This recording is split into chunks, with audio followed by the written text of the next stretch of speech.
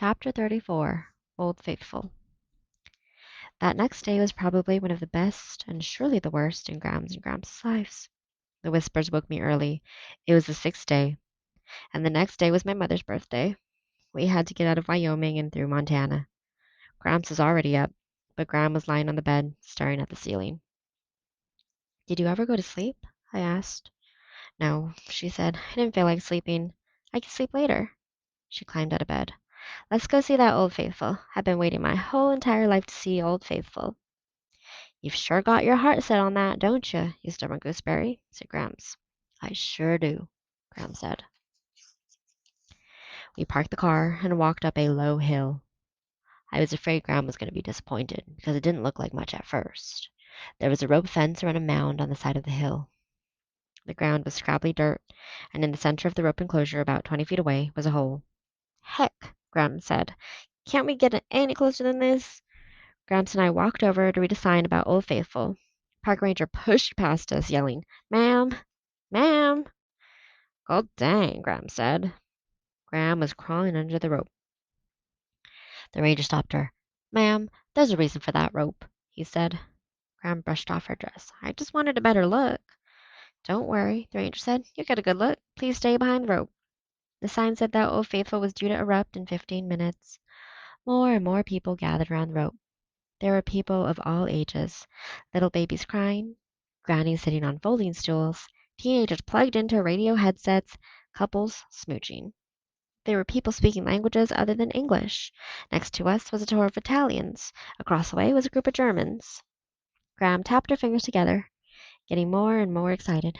Is it time? She kept saying. Is it almost time? The crowd became quiet a few minutes before Old Faithful was due to go off. Everyone stared at the hole. Everyone was listening. Is it time? Gram said. There was a faint noise, and a little spit shot out of the hole. The man next to me said, Oh, is that all? Another noise, this time a little louder, a grating and crunching sound like walking on gravel. 2 fitful spits. Oh, the man said. Then it was like the radiator boiling over or the tea kettle blowing its top. Old Faithful hissed and steamed. A sudden spout of water shot out, maybe 3 feet high.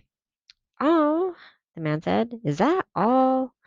More steam boiling and hissing, and a huge jing-bang spray of water surged out, climbing, and then more and more until it looked like a whole river of water was shooting straight up into the air.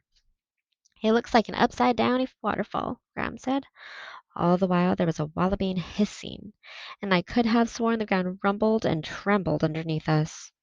The warm mist blew toward us, and people stared, backing away. All except Gram. She stood there grinning, tilting her face up to the mist and staring at that fountain of water. Oh, she said. Oh, huzzah, huzzah! She shouted it into the air and noise. Gramps wasn't watching Old Faithful. He was watching Gram. He put his arms around her and hugged her. You like this old geyser, don't you? He said. Oh, Gram said. Oh, yes, I do. The man next to me was staring, open-mouthed at Old Faithful. Lordy, he said. Lordy, that's amazing. Gradually, Old Faithful slowed down. We watched it undo itself and retreat into its hole. We stood there even after everyone else had drifted away. At last, Gram sighed and said, Okay, let's go.